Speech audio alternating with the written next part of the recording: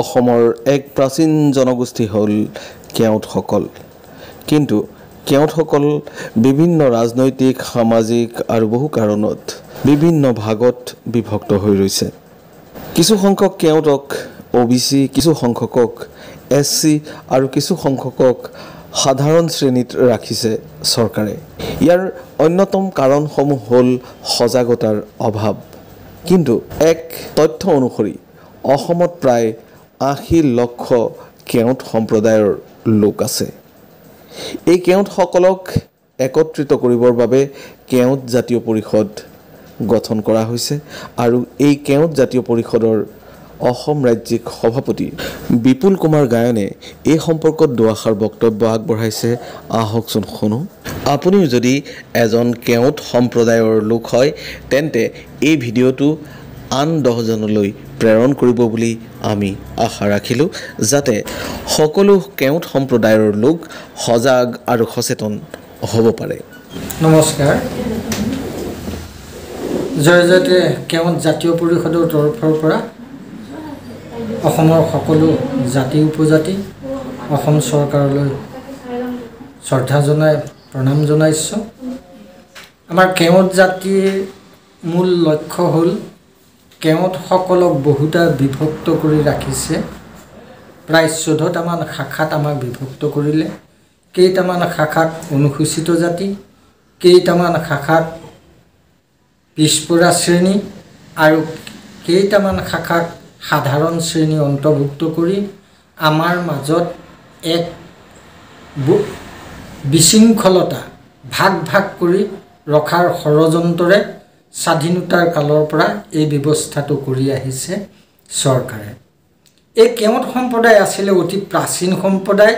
চতুৰ্বৰ্ণ জাতিৰ পৰা কেওট সম্প্ৰদায় আহিছে। আমাতকৈ আগত অসমত কোনো জাতি নাছিল বুলি ক'ব পৰা যায়। প্ৰথম শতিকাৰ আৰম্ভণি আগৰ পৰাই কেওটসকলে অসমত শাসন কৰিছিলে। এইখিনি বুৰঞ্জীৰ পাতে পাতে বিভিন্নজন বুৰঞ্জীবিদ, বিভিন্নজন মনীষীয়ে লিপিবদ্ধ কৰিছে। অসমীয়া ভাষাটো আছিলে কেওটসকলৰ। লৌহপাত কেওটেই অসমীয়া সাহিত্যৰ জনক বুলি সকলো লিখক সাহিত্যিকে একমুখে স্বীকাৰ কৰে। ঠিক সেইদৰে এই সম্প্ৰদায়টোৱে এই দেশখনৰ জাতি গঠনত ভাষা সংস্কৃতিৰ পৰা আৰম্ভ কৰি এতিয়ালৈকে সকলো দিশত অৰিহণা আগবঢ়াই অহা স্বত্তেও এই জাতিটোক ভাগ ভাগ কৰি সাংবিধানিক সুৰক্ষা আৰু মৰ্যাদাৰ পৰা বঞ্চিত কৰি ৰাখিছে। এতিয়া আমাৰ লক্ষ্য হ'ল সকলোকে আমি সাঙুৰি, সকলোকে একগোট কৰি আমাৰ সম উন্নয়ন, সমবিকাশ আৰু সাংবিধানিক মৰ্যাদা লাভৰ কাৰণে আমি চৰকাৰক জোৰ দি জনাব লাগিব। কেওট সম্প্ৰদায় আজি স্বাধীনতাৰ পিছতো নীৰৱে আছিলে, এতিয়া কেওট সম্প্ৰদায় জাগিছে আৰু আমাৰ প্ৰাপ্য আদায় কৰিবই লাগিব। এই কেওটসকলৰ বহল বুৰঞ্জী আছে। একেলগে থোপ খাই নাথাকিলেও বিভিন্ন নৃতত্ত্ববিদ মনীষীসকলৰ লিখনিত এই কেওটসকলৰ ইতিহাস বিস্তাৰিতভাৱে পোৱা যায়। ৰামায়ণ, মহাভাৰত, পুৰাণ, উপপুৰাণকে ধৰি বেদসমূহত কেওটসকলৰ বিষয়ে বিস্তাৰিতভাৱে পোৱা যায়। মনুসংহিতাৰ 10ম স্কন্ধত 34 নম্বৰ শ্লোকত কেওটসকলৰ বিস্তাৰিত বিৱৰণ আছে। ক্ষত্ৰিয় পিতৃ বৈশ্য মাতৃ এই কেওট সম্প্ৰদায়টো উদ্ভৱ হৈছে। ৰামায়ণত যিসকলক নিষাদ বুলি কোৱা হয় সেইসকল কেওট, কাৰণ ৰামায়ণত ৰাম আৰু কেওটৰ মাজত এক বিশেষ আলোচনা হৈছে। এইখিনি সৰ্বজনবিদিত। মহাভাৰতৰ শ্ৰীকৃষ্ণ, বলভদ্ৰ এইসকল যে কেওট তাক ভাৰতৰ সকলোৱে জানে। বলভদ্ৰৰ কাণত যে নাঙল আছে ই হালোৱা কেওট, সেইটোৱে প্ৰতিপন্ন কৰে। ঠিক সেইদৰে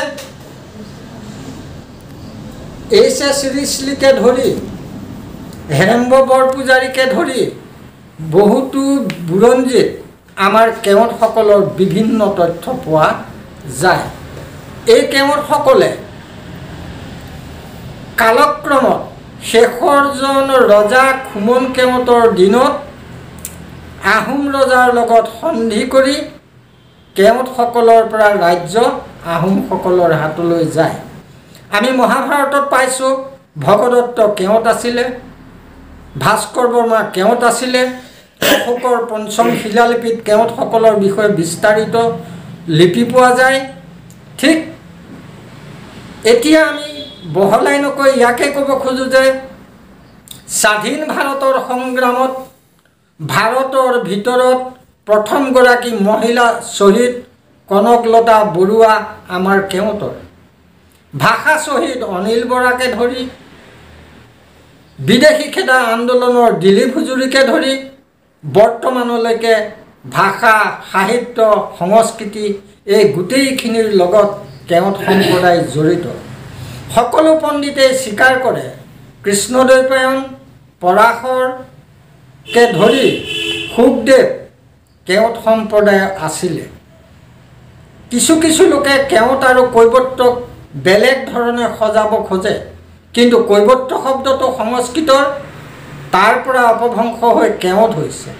গতিকে কেওটসকলক বিভিন্ন ধৰণেৰে চল চাতুৰি কৰি আমি আজিলৈকে বঞ্চিত হৈ আছোঁ সাংবিধানিক মৰ্যাদাৰ পৰা। আমি সেই সাংবিধানিক মৰ্যাদা লাভৰ কাৰণে আমি অপ্ৰাণ চেষ্টা কৰিম। আমাৰ ন্যায্য প্ৰাপ্তিত আমি চৰকাৰক, অসম চৰকাৰ, ভাৰত চৰকাৰক আমি জনাবলৈ বাধ্য হ'ম আৰু পৰৱৰ্তী সময়ত পৰিষদে সিদ্ধান্ত ল'ব যে চৰকাৰৰ লগত কেনেদৰে কাৰ্যত আগবাঢ়িব। আজি নগাঁও জিলাৰ এক বিশেষ সাধাৰণ সভা আৰু প্ৰতিনিধি সভা আছিলে। এই সভাত প্ৰায় 400ৰো অধিক প্ৰতিনিধিয়ে অংশগ্ৰহণ কৰিছে। ইয়াত দুখনকৈ জিলা গঠন হৈছে, এখন জিলা সমিতি আৰু এখন জিলা মহিলা সমিতি। 31জনীয়া এই দুইখন সমিতিকে মই তেখেতসকলক আহ্বান জনাইছোঁ পৰৱৰ্তী সময়ত নগাঁৱত এক সবল নেতৃত্বত যাতে মূৰ দাঙি উঠে, আমি যাতে এক সদৌ অসম কেওট জাতীয় পৰিষদে নগাঁও জিলা সমিতি আৰু মহিলা সমিতিৰ পৰা এক বৃহৎ শক্তি যাতে লাভ কৰোঁ, এই আশা কৰি আজিৰ সভাৰ পৰা আমি বিদায় মাগিছোঁ। ধন্যবাদ।